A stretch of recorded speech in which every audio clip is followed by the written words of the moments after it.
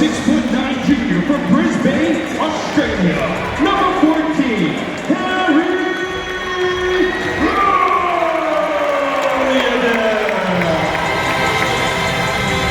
What's up, you guys? How y'all doing? So, I had to get this out of the way. I know it's been quite a bit since last Friday night's game against North Carolina, number 10 in the country, where the University of Hawaii took them on. Remember, guys, but before I get into my recap of that, guys, just remember, subscribe if you think that I'm worth listening to, or if you just want to see some more of my other games. And I will have some up later this week. But still, I have to get this out of the way because the next game is going to be on Tuesday against Hawaii Pacific. And then after that, there will be no more home games for the next couple of weeks. Okay? So, anyway, guys, subscribe. And here comes my banner. UH versus number 10, North Carolina. UH loss, but still legit. I'll talk about this later, but first of all, guys, like I said earlier, please subscribe if you think that I'm worth listening to. And in the meantime, let's get into this.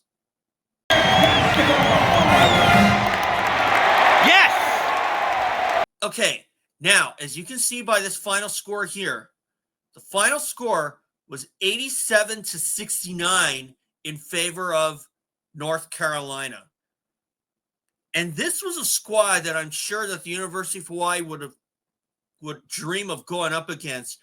Unfortunately, they remain winless against North Carolina all time. 6 times they've gone up against North Carolina, 6 times they came away the losers.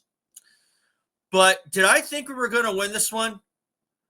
I did not really think so. That's why I put UH as 9-point underdogs, but they ended up losing by double that. But I will say this, though. For about 90% of the entire game, they hung with North Carolina. Did I think we were going to win it? Probably not. But you know what? This team proved to me in more ways than one that they're a legitimate squad. Tanner Christensen proves himself to be worthy with 10 points and 10 rebounds.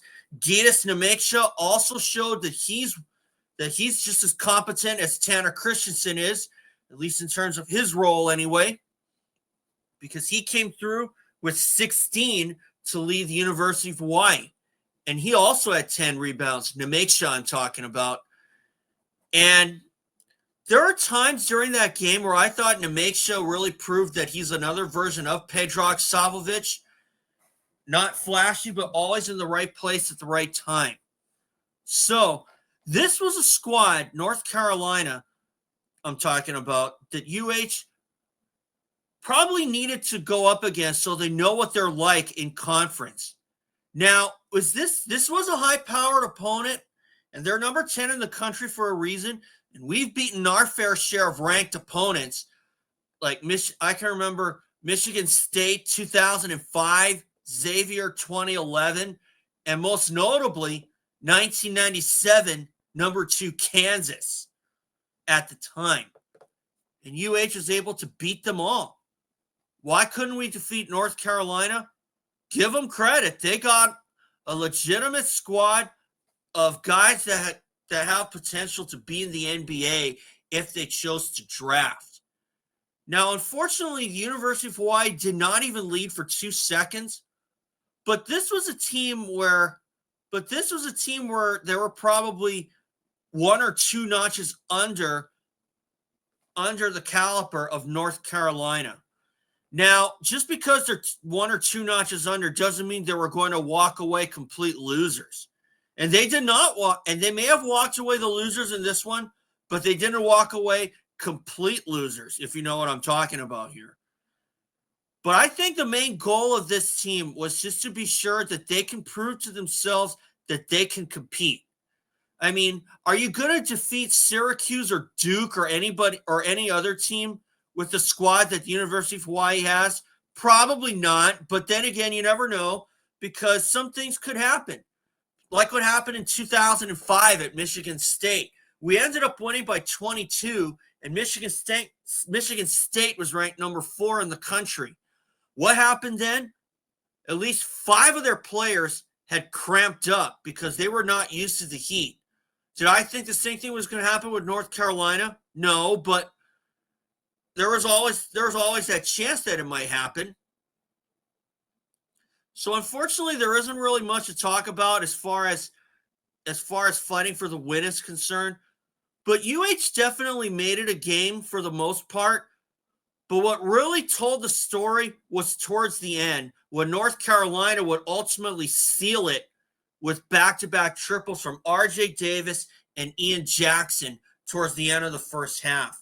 And when that happened, I had a bad feeling about the second half because they really needed to start out good to even have a chance to defeat North Carolina. And unfortunately, we only got one slam dunk from Tanner Christensen to start the second half, and then North Carolina scored the next 11 unanswered to pretty much run away with it. Now, at one point, their gap was 20, but UH was able to cut it down to about 10 or 12 and essentially give themselves maybe a fighting chance. But the unfortunate part was North Carolina was able to find ways to answer back and essentially leave UH searching for more answers and try and find another way to get back in their neighborhood. But still, I think the University of Hawaii accomplished quite a bit.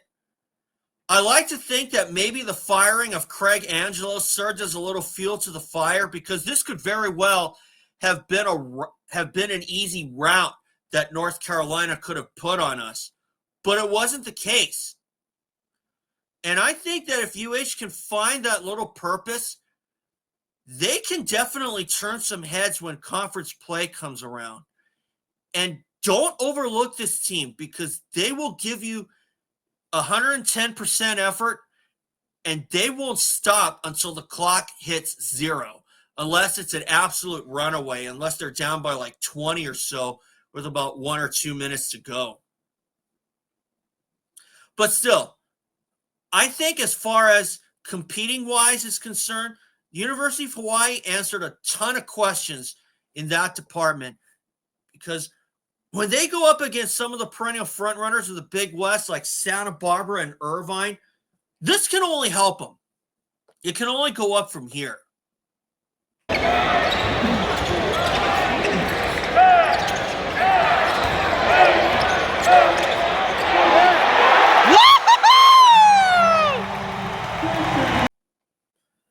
Because those two teams that I mentioned, Santa Barbara and Irvine, they're a fast-paced team. North Carolina is certainly one of those fast-paced teams.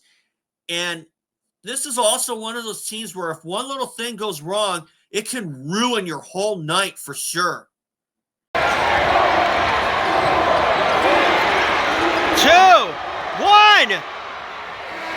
Oh. And unfortunately, the University of Hawaii had a lot of scoring droughts that ultimately killed them. What is it going to take for us to defeat North Carolina? Not go through so many of those scoring droughts. Now, granted, some of them were like 3 or 4 minutes, and that may not sound like a lot, but when it gets to about 5, 6, or 7 minutes or more, that's when it becomes a problem. But the way that I saw this game, North Carolina got whatever shot they wanted, and UH was held, and UH was forced to just find their shots from really random places. And North Carolina, they were able to pull away. And while UH really showed their resilience, I still think that the main thing that they had to do was prove that they could compete with teams of that caliber. And I like to think they did. And although the end result may not prove it, believe me, when it comes to conference play, it will show. So anyway, guys, thanks for watching. And remember, subscribe. I'll see you all for the next game against Division II Hawaii Pacific University.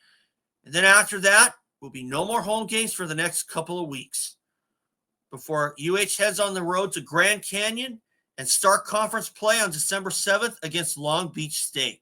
So thanks, guys. And remember, subscribe. Malama Pono, folks.